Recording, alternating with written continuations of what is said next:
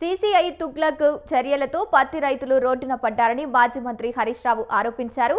Warangal ఎరుమాముల market యార్డును సందర్శించారు. మార్కెట్లో రైతుల సమస్యను అడిగి తెలుసుకున్నారు. ఈ సందర్భంగా ప్రభుత్వంపై నిప్పులు చెరిగారు.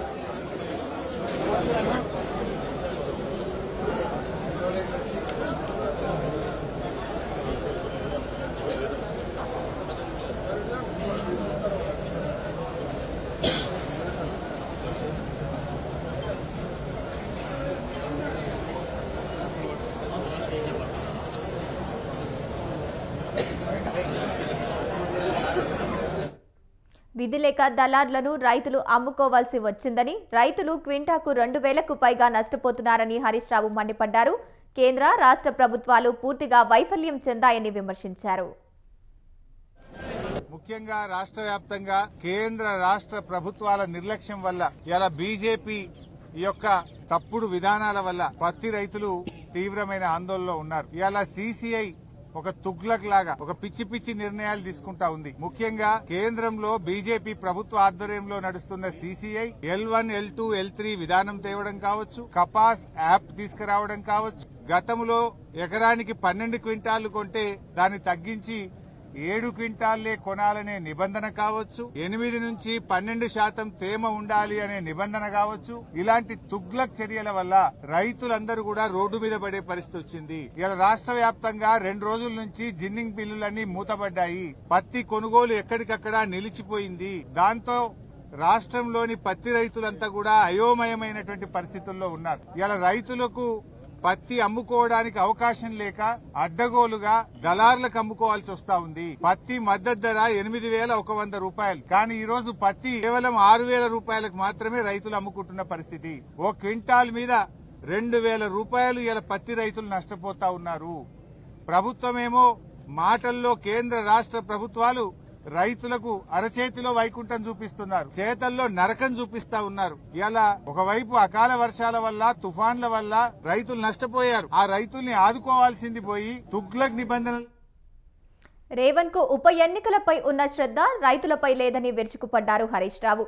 రేవంత్ పాలనలో రైతులు ఆత్మహత్యలు చేసుకుంటున్నారని ఆరోపించారు. L1, L2, L3 విధానాన్ని రద్దు చేయాలని ఆయన డిమాండ్ చేశారు. ఆనాడు ఎన్నికల మేనిఫెస్టోలో వరంగల్ డిక్లరేషన్ లో ఏం చెప్పారు? మేము పంటల బీమా తెస్తామన్నారు. 2 ఏళ్లైంది, ఏమైంది నీ పంటల బీమా? పంటల బీమా వచ్చుంటే ఇవాళ అకాల వర్షాల్లో నష్టపోయిన రైతులకు పంట పండిన దాంతో సమానంగా ఇన్సూరెన్స్ డబ్బులు వచ్చేది కదా.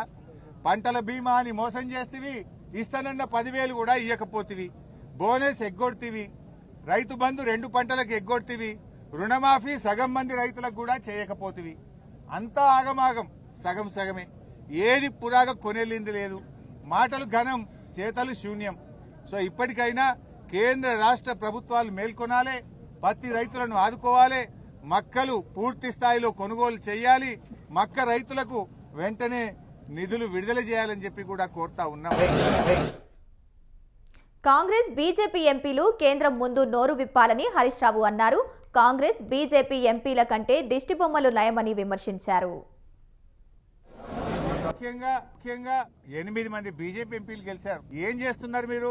8 మంది బీజేపీ ఎంపీలు కేంద్రం మీద ఒత్తిడి తేవాల్సిన బాధ్యత లేదా? పత్తి రైతులు ఆత్మహత్యలు చేసుకుంటే మీకు కనికరం లేదా అని నేను అడుగుతా ఉన్నా. ఈ రోజు ఈ 8 మంది ఎంపీల పరిస్థితి ఎట్లుందంటే ఆ పంట పొలాల్లో ఉండే దిష్టి బొమ్మలు మీకంటే నయం. కనీసం ఆ దిష్టి బొమ్మలన్నా ఆ కోతులు రాకుండానో, అడవి పందులు రాకుండానో, పక్షులు రాకుండానో ఉన్న ఆ దిష్టి బొమ్మలు పనిచేస్తాయి. మీరేం లాభం? 8 మంది ఎంపీలు గెలిచి ఒక్కసారి నోరు విప్పరు, పత్తి రైతుల గురించి మాట్లాడరు, కేంద్ర ప్రభుత్వాన్ని ప్రశ్నించరు. ఇక 8 మంది కాంగ్రెస్ ఎంపీలు గెలిచిండ్రు. ఎంతసేపు కేసీఆర్ ను తిట్టుడు, బీఆర్ఎస్ ను తిట్టుడే. మీరు ఎన్నడన్నా పత్తి రై ఎందుకు గొంటలేరు అని పార్లమెంట్ లో 8 మంది కాంగ్రెస్ ఎంపీలు నిలదీశారా? ప్రశ్నించారా? కాంగ్రెస్ ప్రశ్నించదు, బీజేపీ అడగదు. ఇవాళ బీజేపీ ప్రభుత్వము బడా బడా పారిశ్రామికవేత్తలకు 1,00,000 కోట్ల రూపాయల రుణమాఫీ చేశారు. 1,00,000 కోట్లు మాఫీ చేశారు. మరి మా రైతులకు ఎందుకు చేయరు? బీజేపీ ప్రభుత్వం లక్షల కోట్లు బడా పారిశ్రామిక. రేవంత్ రెడ్డి ప్రభుత్వంలో ఇప్పటి వరకు 406 మంది రైతులు ఆత్మహత్య చేసుకున్నారని అన్నారు హరీష్ రావు. బస్సు ఛార్జీలు పెరిగినట్టు రైతుల మీద లాఠీ ఛార్జ్ పెరుగుతున్నాయని అన్నారు. అన్ని వర్గాల ప్రజలు బాధపడుతుంటే ఎందుకోసం విజయోత్సవాలు జరుపుకుంటారని సమాధానం చెప్పాలన్నారు హరీష్ రావు.